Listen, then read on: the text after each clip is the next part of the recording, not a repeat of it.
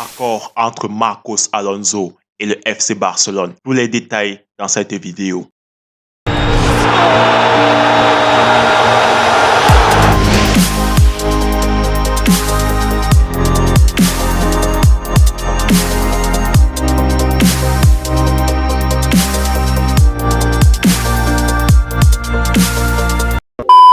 Bonsoir à tous, bienvenue sur la chaîne Le Classico. Pensez à vous abonner, à liker et à partager si jamais vous aimez mon contenu. Dans cette nouvelle vidéo, nous allons parler de la possible arrivée de Marcos Alonso depuis Chelsea vers le FC Barcelone.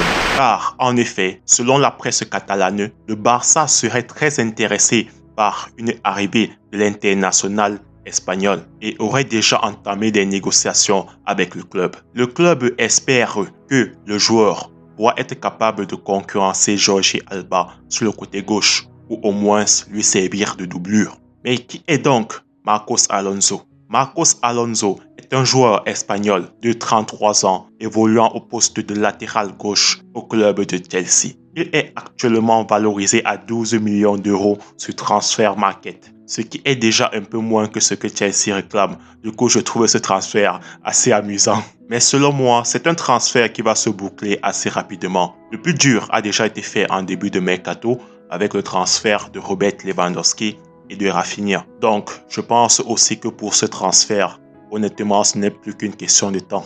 Alors, quels sont les points forts du joueur? Marcos Alonso est un joueur à l'aise balle au pied et très fin techniquement. D'ailleurs, à la différence de Jordi Alba, il lui arrive de progresser très souvent balle au pied sur son côté. C'est aussi un joueur très bon dans les centres et dans la dernière passe. Comme on peut le voir sur ses stats, il a marqué 4 buts et réalisé 4 passes décisives. Donc, pour résumer, c'est le latéral parfait offensivement. Mais si je devais lui donner un point faible, ce serait sa faiblesse sur le plan défensif. Car en effet, Marcos Alonso est très faible défensivement. Cependant, en fonction du dispositif et de la manière d'utiliser le joueur, il peut être très utile. Du coup, comment Xavi compte-t-il l'utiliser selon moi? Tout d'abord, notez bien que Marcos Alonso dans un système à 4 défenseurs est suicidaire. Faut dire les termes. Il va se faire bouffer par absolument tous les ailiers adverses. Parce que comme je vous l'ai dit, la défense n'est pas du tout son point fort. Du coup, je vois Xavi s'en servir plutôt dans une défense à 3 avec Marcos Alonso en piston gauche. Je pense que c'est le meilleur dispositif pour profiter au mieux de ses talents offensifs, sans forcément être trop inquiété défensivement. Sinon, encore merci d'avoir regardé ma vidéo.